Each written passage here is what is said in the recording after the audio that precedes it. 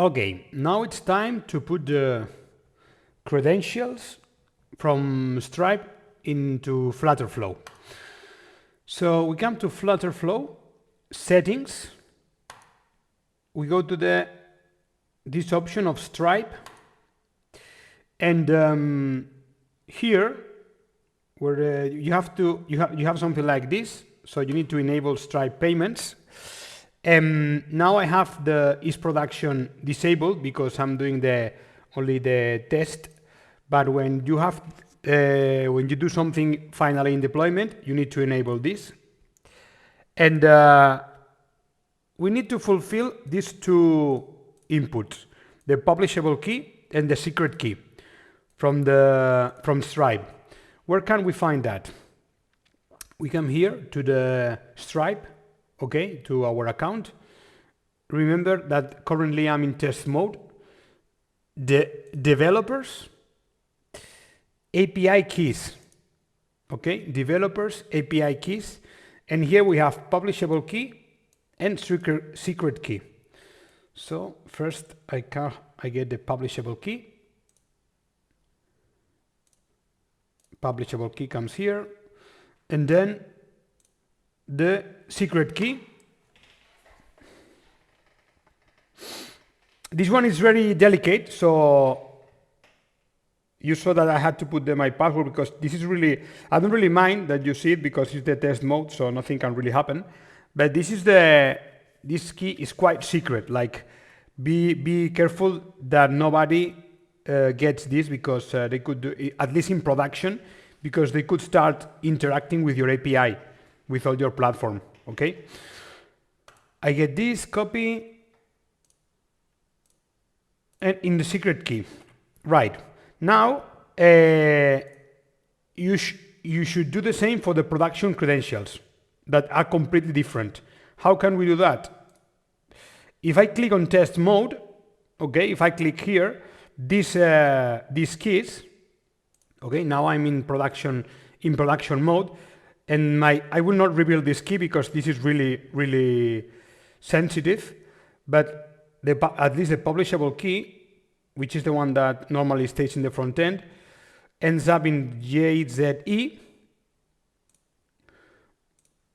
and is different. You see, it's different from the test credentials. That's the only thing I wanted to show you. I will not put the production credentials because for this tutorial I will only work with the test keys, but you should also repeat the process with the production credentials.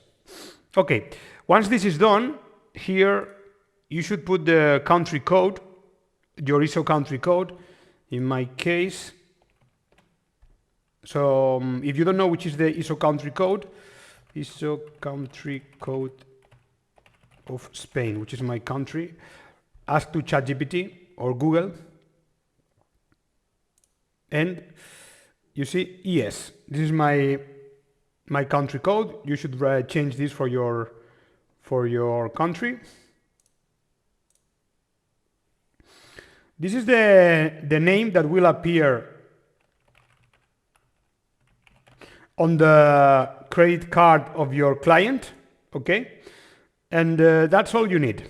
Once you have all these fields with data, you see this button that I have with a check mark, you will see a button that says deploy. In your screen, you will see this button in blue with the deploy. Click there, and you will see that on the left, the message of deploying or something like that. And it's a process that takes minutes. It takes 5-10 minutes, and sometimes you have to do it 2 or 3 times. I don't know why. I don't honestly, but sometimes you have to repeat the same. In my case, I had to do it 3 times, and it took like 10 minutes. I hope in your case it's much faster, but it's normal. Okay, and if you see some errors, or like this has insufficient permissions or something like that, it's because the previous videos are not you didn't do the previous videos exactly the same way I did them. So please check out the previous videos of this section to give the permissions to Firebase and all of that.